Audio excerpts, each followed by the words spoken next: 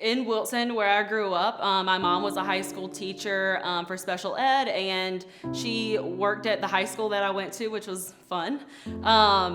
And it was the lower income high school of my city for sure. And there was always like gang violence, people from my school going to jail all the time, and I just thought that was normal. And I honestly thought it was normal sleeping with people at 16. There's so many things that I didn't learn until I met people in college that a lot of people don't know people that have gone to jail or doing all these bad things, and that was just the norm. There wasn't really any churches in North Carolina I felt like I connected to. I would try to go to some, but it just never really clicked. So literally on Sundays, I'd convince myself that okay, instead of going to church, I'm gonna spend an hour in bed and read a devotional and just pray. It wasn't until after college I actually met somebody, and I definitely idolized him, and looking back, that's obviously terrible.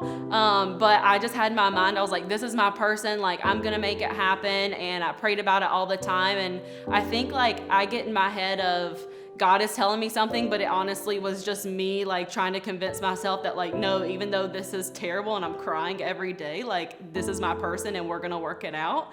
We came to a point of I asked him, why are we not dating? And he was like, honestly, it's because you're not close enough to God. I can just tell. I just was like, okay, I'm moving to New York. I need to start volunteering again, being myself. I have a business, and really begin to grow that and be in a community. So I immediately started looking for churches, and luckily one of my friends told me about C3. And I just remember the moment I walked in, I was like, this is home, the vibe is here, and this is exactly what I needed. People were overly friendly, which I come from the South and I know what friendly is, but this is a whole nother level, especially for New York. So that really just kind of put me over the edge of wow, these people are here, they're not gonna let you go, they're gonna get you to dinner party, they're gonna make it happen. And I think that's just what I needed, and I felt like I was home.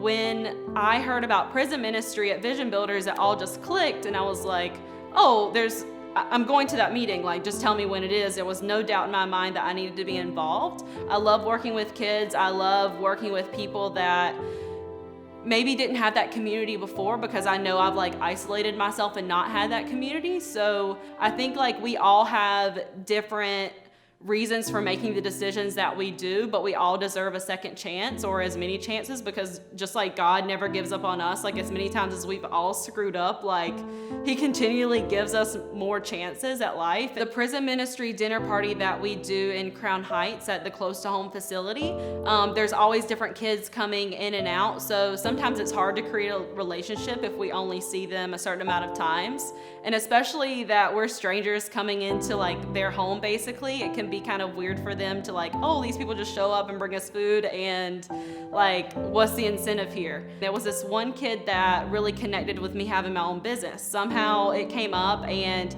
he wants to be an entrepreneur. He has so many dreams for his life, and we're talking about okay, you're getting out in a couple weeks, how can we make this happen? And you just never know what that connection's gonna be, but when you have it, it's amazing. And I feel now oh, okay, I have this connection with somebody. When they get out, how can I support that dream that they have? And it's not just about being there while they're in the facility, but how can we support them after that? So anything that we can do, or that I can do, to really facilitate and continue that relationship, I want to make sure I'm able to do it. Coming from a very small town in North Carolina, you don't realize how many things you don't know about.